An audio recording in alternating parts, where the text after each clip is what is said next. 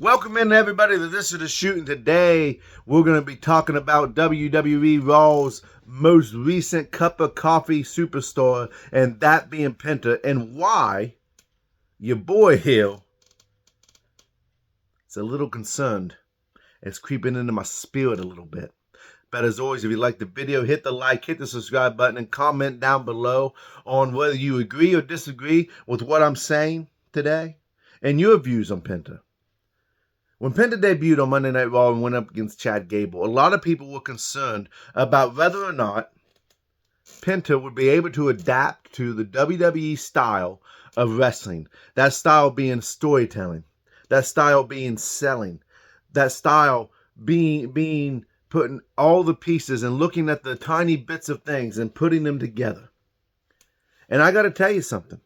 That was never a concern for me going in, because I knew Penta from watching him in Lucha Underground all the way through AEW. Penta is a phenomenal in-ring athlete. I didn't realize he could speak English as well as he does, but I knew for a fact that they would have big plans for him. At least I was hoping so. And I know it's a slow build because he's new and the WWE is doing a filling out process, and Penta is still learning the way the WWE operates. Because, and let me clarify what I'm talking about. Because when you're in AEW, like it or hate like the style, hate the style. The style of AEW is non-stop in-ring athletic ability with very little to no selling of moves and spots. You can agree or disagree with that, but it speaks for themselves when you watch the two different products, WWE and AEW, both. And that's why I encourage everybody to watch all forms of wrestling. But there's two different styles there. WWE is more about the storytelling, more about selling in the match to get the fans invested in what you're doing, not just the moves in which you do. Because if you can get someone to invest in you as a person, you're going to hold them fans way longer than you can with getting them invested in your spots and your moveset. Now, Penta has been adapting pretty well, but my concern with Penta isn't his adaptation to the WWE style. My concern is, since he's been in the WWE, there's been teases of possible storyline with Braun Breaker. And what we seen last night made me feel a little better. But there has been nobody for Penta to rival against. There's been nobody for Penta to go up against. They've just been putting Penta out there in either the first, second, or third match on the shows to wrestle those like a Chad Gable, a Pete Dunne, Ludwig Kaiser last night. Now, I like what happened at the end of the match. Pete Dunne comes out, teasing a rivalry with Penta. And then Ludwig attacks and knocks and hits his finisher on Penta. Now, Penta should have stayed down a little longer. I'm not going to say anything about that. He should have stayed down on the mat a little longer than he did, but there comes the adaptation again. But the concern that I'm having is that if they don't give Penta a rivalry for fans to sink their teeth into, to really get to know what drives Penta, then you take the chance of Penta becoming like an Andrade. Forgotten. And I'm more or less speaking to Andrade's first time in the WWE when Vince was there.